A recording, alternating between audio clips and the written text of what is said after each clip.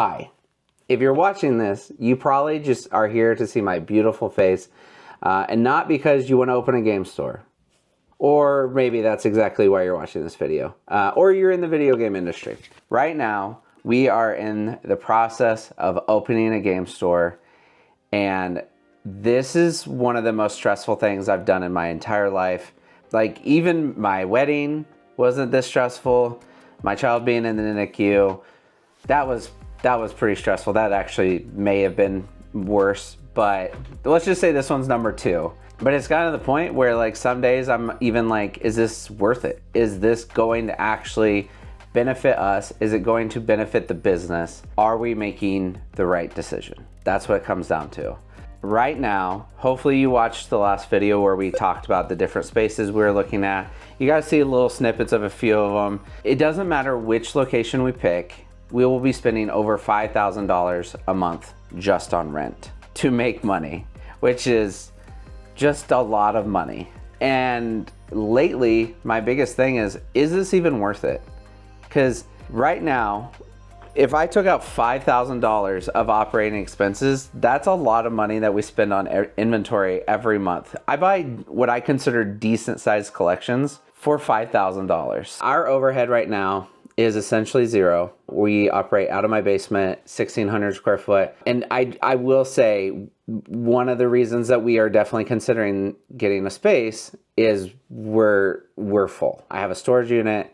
I have stuff in the garage. I can't actually park in the garage anymore. We have stuff in my attic, and then the basement is also very full. And we have 8 people that work here, not including myself. And I got written up by the city like a week ago. So that was fun. I think we got it all taken care of. Basically, one of our neighbors didn't like that people were parking in front of their house, and apparently the neighbor has almost backed into their cars a couple of times, even though I think they're just bad drivers. It's whatever. But I went over and talked to them. I think we cleared it up. We can just move forward and not deal with that anymore. That's one of the stressors of why I want to move out. And one of the motivators, I guess, is a better way to put it. You know, I talked about the monthly rent. There's nothing we can do to avoid it.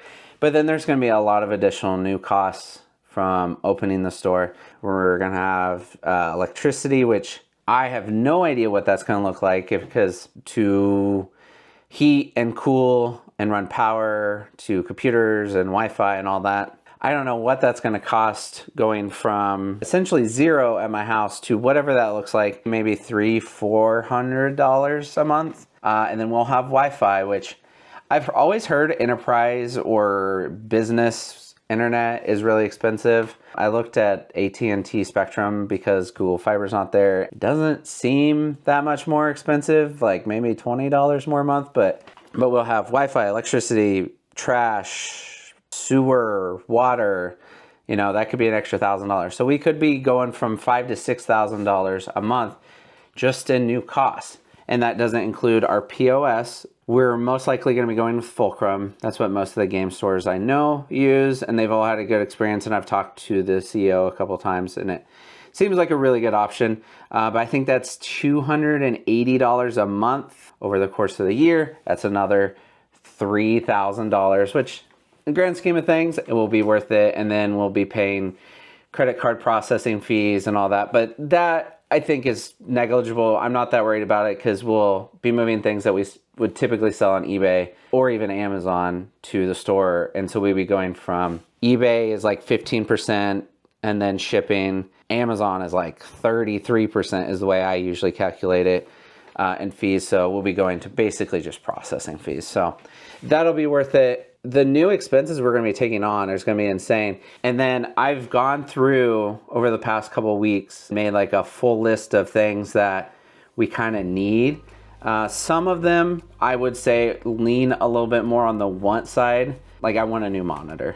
It's my one present to myself, but we're going to need display cases. We're going to need computers to run the point of sale. And some of these are so interesting because they're things that we need and I would have never thought of, and you may not have thought of, is we'll need fire extinguishers. And those are going to be, I think, like $30 a piece, one-time fee, whatever. The problem is I would create this spreadsheet 45 unique items. Some of them we need like a couple of, but it adds up to $15,000 that will not make us money. The plan is that we'd be opening in March is we need a rubber mat at the front door. There will be snow, there will be rain. I don't want people tracking mud and water throughout the whole store, but also that creates a slip or fall hazard, and we don't want to deal with people slipping and falling and getting hurt. So that's $100 purchase. Literally a doormat that goes inside your business to stop people from potentially falling and getting hurt. We'll need slat walls. So that's the wall that a lot of stores will put hooks on to either hang accessories, or they'll do shelves, and that's what holds the games. I think Menards has been the best option that I found. The slat walls added up to like $800, but when I first started looking, I thought it was going to be $3,000 to $4,000. And I know you can get some on Facebook Market. We have a few pieces already. There's a video on that. It's one where we buy some displays. Go check that out if you want to. But it's in pretty bad condition. I don't even know if we're actually gonna be able to use it, but we'll probably either buy that new from Menards. I wanna see it in person to see if it actually looks good. It should. We'll probably get that, but I mean, that's $800, and that will not make us a single dollar. That is just for displaying items. We will need Wi-Fi receivers. We'll need speakers, because I would like to have ceiling speakers to play like noise or music, not noise, but music, so that people aren't just walking around in a silent store. And then you'll need a receiver, you'll need speaker wire. We'll probably need something to attach to it to play the music, whether that be like a computer or a laptop or whatever that looks like, but you'd still additional things you have to buy. You can see where my stress is. Right now, it's Q4. We need to be spending our money on buying more inventory, processing it immediately and sending in, because right now is basically when your sell-through rate is the best. That means what percentage of your items you're selling in a single day, and what percentage of that of your total items. So if you have 100 items and you sell one a day, it's a 1% sell-through. For our business, sometimes our sell-through rate is 2 or 3%, which is insanely good, but that's what we need to be concentrating on. But instead, my brain is, what do we need for the store? What do we need for the store? If the store goes well, are we literally going to be able to cover a $6,000 rent a month? Can I sell $6,000 of video games a month in a game store in Kansas City? I don't know.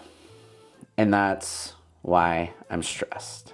It's just expensive. The original idea of why I wanted to open a game store was not even space. Some people just want to open it because it's been their dream to own a game store their whole life for a while or whatever. But for someone like me, the reason I wanted to open a game store is theoretically to be able to get inventory cheaper. And that's where another concern comes up, is I want to have a good reputation as a game store in the area, even across the country. The area, it's important because those are going to be your most common customers. But I think if you could get to the point where you have a good reputation across the country, you know, I think Fire and Ice, Retro Ricks, obviously, Video Games Plus, there are certain things that are going to make people have a positive or negative opinion of your store. And this is not me judging other people's stores if any of this applies to you, but from my experience, this is how I would classify a good versus bad game store. Are your games clean? Do they work? And then I think the big one is your pricing, which is why I think a lot of the vintage stocks in our area, we have 9 vintage stocks in Kansas City. I think that's why a lot of people don't tend to like them very much, as they tend to have high prices. But then on the other end of it is they're also not paying people well for their items. So for example, if you were to go into vintage stock and you took a $100 item, they pay about 13%. So they're going to give you $13 for that game. theoretically. That's not 100% across the board. Sometimes they're higher, sometimes they're lower. But from my understanding, that's roughly what percent they pay. But then they're probably going to list that $100 item in the store for 120, 140. Their margins are absolutely insane. How you price your items and what you pay for your items is going to be a big part of what makes your store good. Part of his is also just the experience. So that's why he has pinball machines, kiosks, things like that. So that adds to that. And I think that's going to be something we want to try to incorporate as well. Like we have a couple of kiosks that are going to be in the store. You guys saw the Kmart one. That one I'm super excited about. I would like to have like kind of a nostalgia area as well. But I think the things that are important for a game store is you have to pay well for the items that come in, and then you have to price your items quote unquote fairly. And that is so subjective. Some people think you need to be below eBay. Some people think you need to be below price starting. Some people think you should match price starting. Some people think, not so much people that are trying to judge a store fairly, but they think they should be over price starting. I would say that's more like what another game store would say. This has taken a long time to get to my point, but the original reason I wanted to open a game store was to reduce how much I was having to pay for inventory. On average, I would say we pay 55 to 60% when we are paying for inventory. I want people to be happy when they sell things to me. My hopes were if I opened a game store, I could reduce that percentage I'm paying. So if someone brings in a $10,000 collection, instead of paying them $5,500, $6,000, maybe I could start paying closer to like $4,000. But the thing that I was not accounting for when I originally wanted to go this route is all the additional costs that we are now incurring with the store. This is theoretically in the future, or like maybe we paid $3,000, so we're paying 30%. We're still paying more than other game stores. I think one thing that is going to be really important for us in the store, and a motto that I will have with all the store associates, is treating people fairly. If someone comes in, has an NES and 5 games, and they say, hey, I want $60, normally I would say that's fair. But say they have expensive game in there, say they have a little Samson, we will not just give them the $60 and then go in the back and jump around with joy.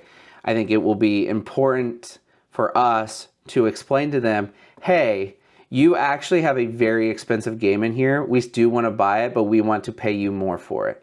I think that also creates some additional good karma, or good PR. They went in, they wanted $60, they just wanted it out of their garage, and we paid them, I don't know, $500. I'm just throwing out numbers at this point. They're probably going to go tell someone else about this game store and how we paid them fair, things like that. It's a tricky spot to be in because we want to treat people fair, but we now have to make more money. And so we will probably have to reduce what percentages we typically pay people for stuff. So for my local people, they're not going to love to hear that, but we now are going to have way more overhead than I could have ever expected. I would say we'll be spending $8,000 a month to operate the store. I think that's a fair round number based on the spaces we're considering the most and then all the additional costs. This is a super long ranty video. I hope I got some of my points across. I didn't even talk about the benefits. The benefits are I'm not going to have 8 people in my basement. My dogs aren't going to bark. My daughter's not going to cry every time the dogs bark because someone came in. Maybe a little bit better work-life balance. There's definitely some benefits, and that's why we're going to move forward and get a store. I hope it's worth it. I hope in a couple years I can look back on this and be like, man, that guy looks great. But also, although I was extremely stressed, it was worth it.